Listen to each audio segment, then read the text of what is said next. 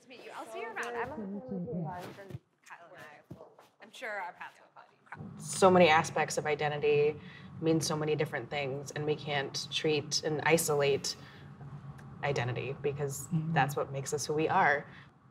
We all have different experiences and different things that bring us to the table, and different ways we hear and see and feel. And well, everybody needs different health care. Like every single person needs like a slightly different interaction with doctors and different kinds of like medication and whatnot. So I hesitate to draw a blanket statement across like all queer women of color. Right. You know?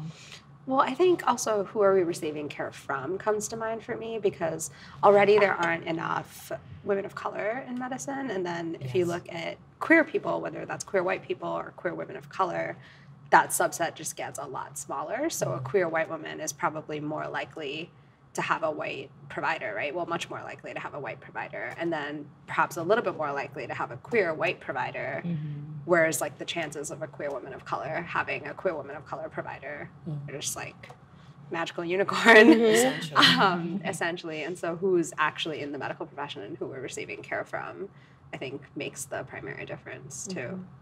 I read this book recently, and it had this line that was like, Western science downplays what it doesn't know. So everything it doesn't know, it's like, oh, that's not important. I mean, it's absolutely true. It's not like, oh, I never thought of that. It's just, damn. Right. There's so much power in medicine with the holding of knowledge and the keeping of information. And because it's all behind these closed doors of like where people are gaining this knowledge, excuse me, like if there was a class that was half POC, like to be able to like mess up that knowledge too, and like be like, oh, actually, let's change this curriculum a little bit, you know? I think also thinking to the way in which I've experienced queerness in the medical profession, there's a lot with risk and healthcare that really bugs me. Risk is seen as something to mitigate, and it's not seen as something a person can define for themselves. So if you think about like the ABCs that they tell you in sexual health, like abstinence, be faithful, use condoms, how's that gonna work for a lot of queer women? That's just not a reality, right? Especially if you're poly or you practice, you sleep with different genders. There's just inherently what the medical profession would define as risk is just like my life and the way I am. But they call it risky. And that has always been to me like, whatever you define as risk is obviously not what I define as risk. And regardless, I get to decide how much risk I take or don't take. And that like autonomy of, you know, I'm the only one that owns this body is just never seen in a medical profession. I think it's kind of like bred into doctors that they are responsible for my body in this way that's just not true. There's definitely a deeply entrenched paternalism. Going to the doctor is inherently a power move. And so I'm going in to ask your expertise on what's going on with my body. And I think going back to the paternalism of the medical field, I have had doctors come in and just rapid fire questions, and they don't really get to know me. They don't barely introduce themselves. I don't know who they are, and they're gonna do a pap smear on me. Like I just had that last week.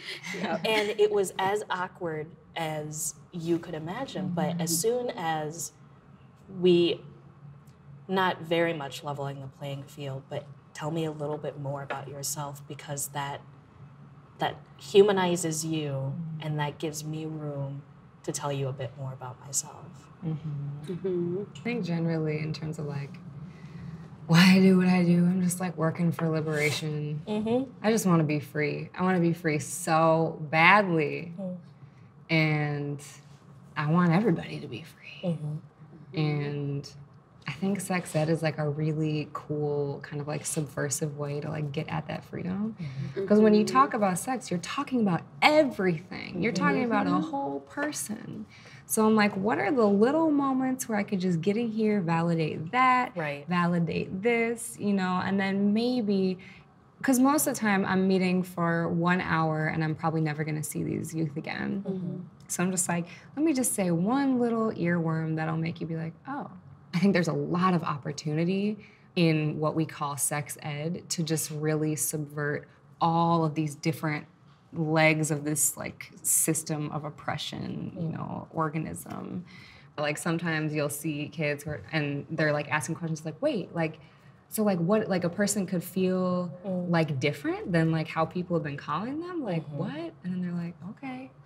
And they'll just like sit back and think about it.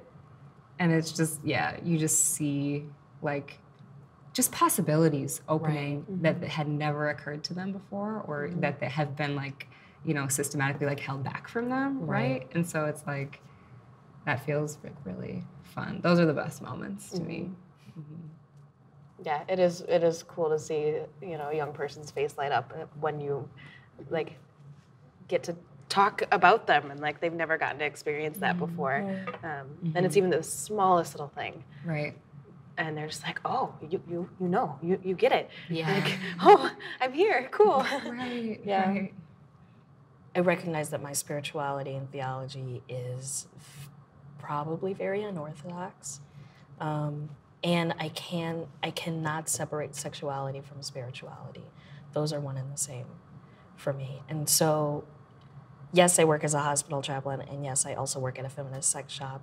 And there are times where I use skills that I've learned from being a hospital chaplain during some of the most extreme cases that I've applied to working with customers who have never bought a toy for themselves before and are very nervous and are like, this is my first time. And starting with congratulations. Like instead of, okay, like congratulations is a big step. That validation of emotion and saying, you know, the world is your oyster. Look at all these things that we have. Do you want to do this? Are people telling you you should do this? Why not? So I think just being there and being a cheerleader for other human beings, we need more of that.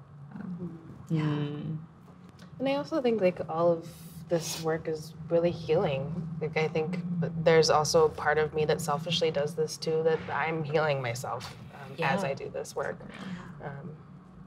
And I wouldn't be like a whole person if I were like a dentist.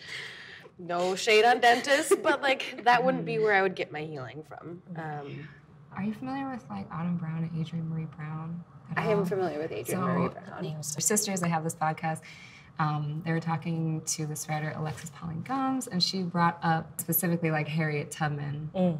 So they were like, okay, like define, you know, what is fugitivity? What is Black fugitivity? It's like Tubmanness, right? Because like she existed most of her life illegally, you know? And Alexis Pauline Gumbs said like, she believed more in her freedom than in the structures that were opposed to her freedom. Damn. So when you talk about rights, That's amazing. like how just like our imagination is so boundless, and like that Tubmanness, I'm like trying to get to that.